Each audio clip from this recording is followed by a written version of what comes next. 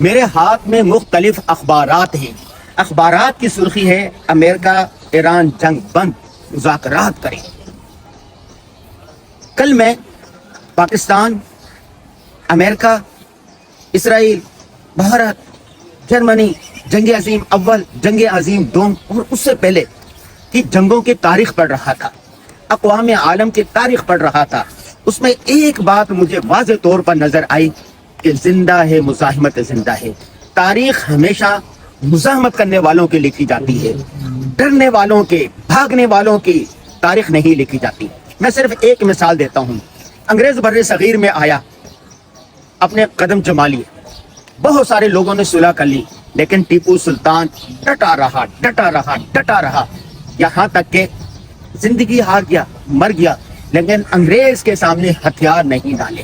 آج جب بر صغیر پاک و ہند کی تاریخ لکھی جاتی ہے تو ٹیپو سلطان کو ایک بہادر کے طور پر جانا جاتا ہے، ایک جری کے طور پر جانا جاتا ہے. جب اس کا نام لیا جاتا ہے تو ہر ایک نعرہ تکبیر لگانے پر مجبور ہو جاتا ہے.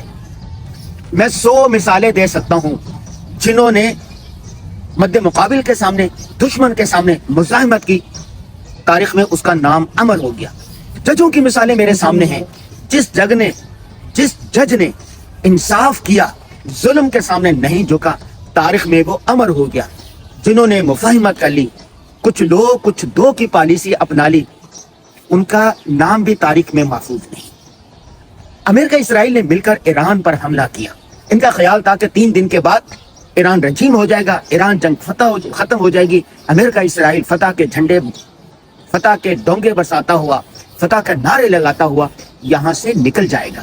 لیکن ایرانیوں نے مزاحمت کی، یہاں تک کہ امریکہ، اسرائیل، دیگر طاقتوں کو جھکنے پر مجبور کر دیا. اور آج کی سرخی یہ ہے کہ امریکہ اسرائیل نے جنگ بند کر دی اور مذاکرات پر امریکہ عالمی طاقتیں مذاکرات کی بھیک مانگ رہی ہیں، ابنائے ہرمز کھولنے کے لیے ہاتھ جوڑ رہے ہیں.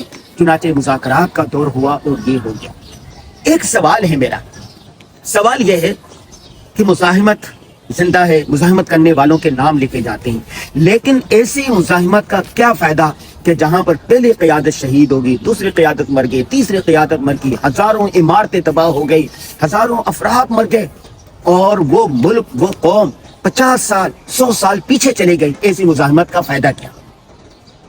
یہ سوال میرے ذہن میں ہے. آپ بتائیے، اگر مزاحمت کی آپ نے، ٹھیک ہے، سب کچھ کیا، لیکن آپ کا ملک پیچھے چلے جاتا ہے، آپ کی قوم پیچھے چلے جاتی ہے، آپ کے ادارے تباہ ہو جاتے ہیں، آپ کی عمارت تباہ ہو جاتی ہے، جدید ٹیکنالوجی ختم ہو جاتی ہے، تیل ختم ہو جاتا ہے، بجلی ختم ہو جاتی ہے، گیس ہوتے ہیں، انسانیت کی زندگی مشکل ہو جاتی ہے اور انسانیت سسکتی رہتی ہے، لوگ معذور ہو جاتے. جنگ عظیم اول اور دوم میں کروڑوں کی تعداد میں لوگ مارے گئے.